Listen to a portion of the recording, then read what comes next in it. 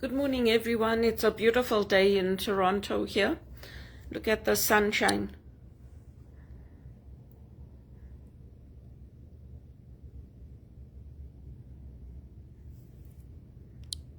I always take a few moments on my balcony, but now in the cold weather, I won't be doing it that often. It depends on how cold it is. I can take the sunshine in my apartment, standing inside, because I get a stomach cold, so that's why I have to be careful with my health. It's not that great anymore.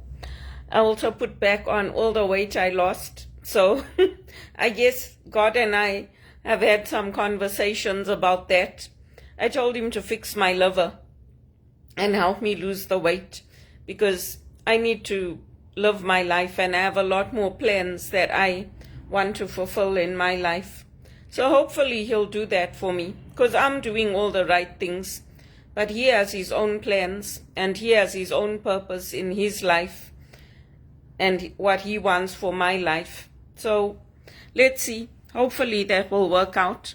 Also, for all of my friends who are married and who have partners, you have to invite me to your events, because the police are dictating how I am to live my life. So I don't usually do what I'm dictated to, but since they took me to the police station, I don't keep in touch with your husbands, because I'm your friend, I'm not your husband's friend.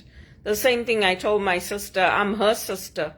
I'm not keeping in touch with Stuart. She's getting upset because I'm not staying in touch with Stuart. My mother gets upset because she thinks I want Stuart. I'm so tired of everybody. So if you want me to stay in touch with your husband, message me. Say, please stay in touch with my husband. My husband likes you. My husband wants you to keep in touch with him. Then I'll stay in touch with him. I'm tired of everybody dictating to me how to live my life, what to do, how to dress, how to cut my hair. I want to go back to England. Every day I'm going to tell you people that I want to go back to England so I can have my freedom back and not be dictated to. I'm tired of it. I didn't have any problems in this country until a few years ago. Now the police are dictating that I have to be invited to things. You think I was invited to Marco Mendocino's office? I set up the meetings. I'm the one that emailed him and asked for his time. Me. It wasn't the other way around. When he invited me, it was because he was inviting the public. I set up the meetings. I invite them. Even to my church, I invited them. There's only Greg Pollock. He asked if he can have an invite to the church to meet Father Larry. Otherwise, Father Larry has given me free rein. I can invite who I want. I can ask people to come. You want me to stay in touch with your husband? You tell me. Yeah, I want you to stay in touch with my husband. This is my husband's phone number. Please keep in touch with him, because my husband likes you. It's ridiculous. It's ridiculous. No matter what I do, there's some criticism, either from the police or from somebody or some person. You see all these wrinkles I'm developing.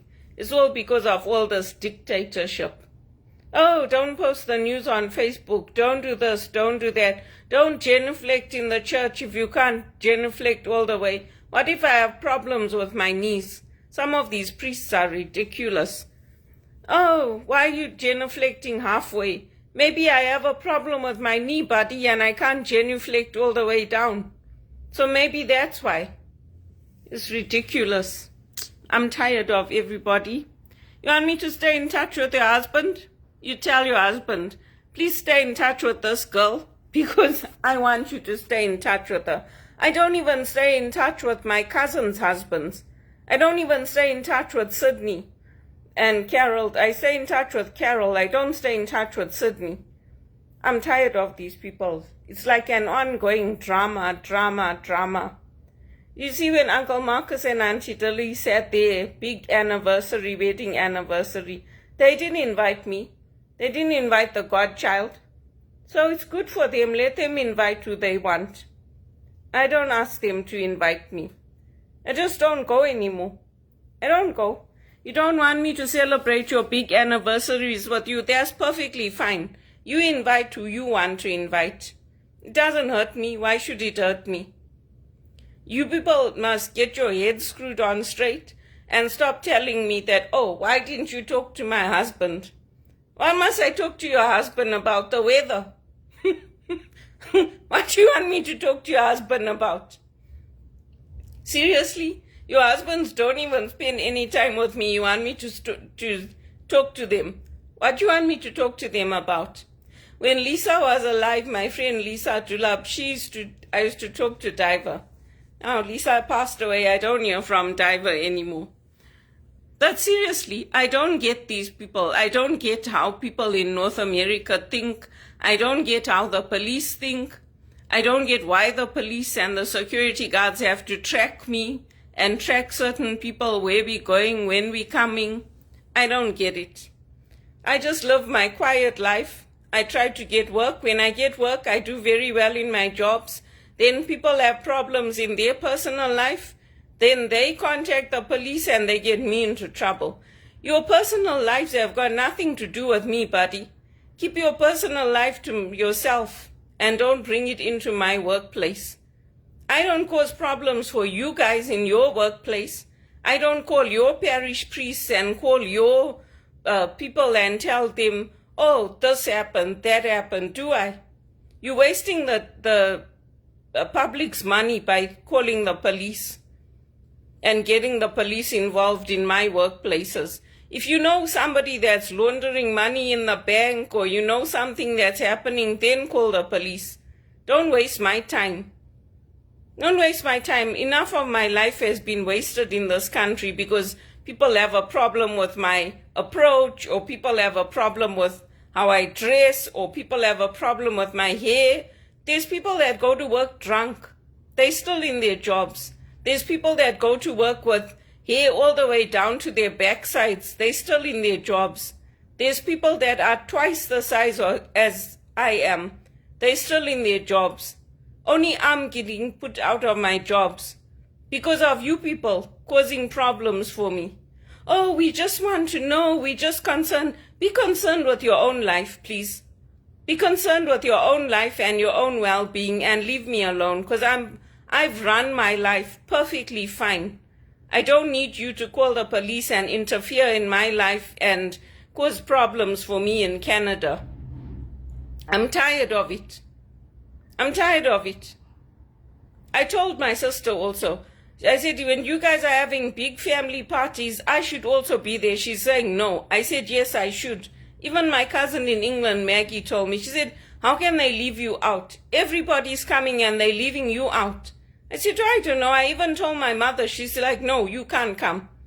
So if my mother's going to support that kind of decision making, then whose fault is it? I also got tired of them. I told Maggie, I want to come back to London. I'm tired of all these people. You're having a big party. You're inviting everybody and you're leaving me out. This is not the life for me. I want to go back to England. I don't want to stay here. Even I was reading at the church. I'm not even reading at the church anymore. It's since I stopped working. And even before that, I had stepped down because I couldn't handle pressure. They didn't put me back on the schedule. Father Larry asked me, when are you coming to read? I said to him, I'm not putting your schedule together, Father. You tell the people who are putting your schedule together, and then I can come and read. So what if I make a mistake on the altar? Why don't you judge your own mistakes and what you do wrong? Why are you always focusing on me? And if I'm winning prizes and I'm getting the employee of the month, why do you want everybody else to get it? I'm putting in the work, I'm putting the effort, but you're always worried about everybody else getting the prizes too. That's why you don't keep me. That's why you don't have the best person on your team. That's why you always lose me. Because you're always worried about everybody else instead of the person that's delivering the goods and the person that's doing well and the person that's bringing people to your church. You're always worried about everybody else, and everybody else gets the jobs, the top jobs and the promotions as a result of it. It's ridiculous. It's ridiculous. I haven't got time for it. I helped my mother. Even when she moved here, I wrote to the parish priest in Milton, and I told him that my mother's there and she's new to Canada. I did everything right by her, and I'm tired of people putting me down, accusing me of hurting my sister, accusing me of hurting my brother, accusing me of interfering in their relationships. I don't interfere in anybody's relationships. I don't. And even asking somebody for a dance, their friend Christopher Willenberg, he got upset with me because he came with his girlfriend to my brother's 40th birthday and I asked him for a dance. So he phoned me the next day to tell me off. I said to him, you know what? In England, I asked lots of guys for dance. Nobody got upset with me. I told my friends also. They're like, what? I said, yeah, that's why he got upset. Then he wanted to stay friends with me. I said, no, I don't want to stay your friend. Go back to your girlfriend and concentrate on your girlfriend. I haven't got time for these people. I'm tired of it. My life is being wasted here. I haven't got the energy. I haven't got the mental stamina to keep up with their back and forth. Just leave me to live my life, please, and get on with your people's own lives. I'm tired of it. I want to go back to England because it's making me sick. Then they bring it into the parish. I did such a good job with Father Larry. I never had any problems with Father Larry. Then one of the priests went and complained that, oh, she made a mistake on the altar, so they took me off. I mean, it's ridiculous. It's ridiculous. So obviously in their priesthood, they've never made a mistake on the altar. They're perfect. Their execution is perfect. It's ridiculous. I'm tired of this country, and I'm tired of the police. Don't monitor my movements and don't go and report whether I'm reading or practicing my reading before Mass or whatever. It's ridiculous. I'm sick of it. I want to go back to England. I can go and at least live in London, and then I can go and see Maggie sometimes and see Sharon and John sometimes. You want your husbands to stay in touch with me for what? Why do you want your husbands to stay in touch with me? I am not comfortable with it. Even with Chris and Angelique, most of the time I stay in touch with Angelique, with my cousins. Occasionally I will stay in touch with Christopher. And I was very, very close to Christopher. I'm sick of these people, all of them.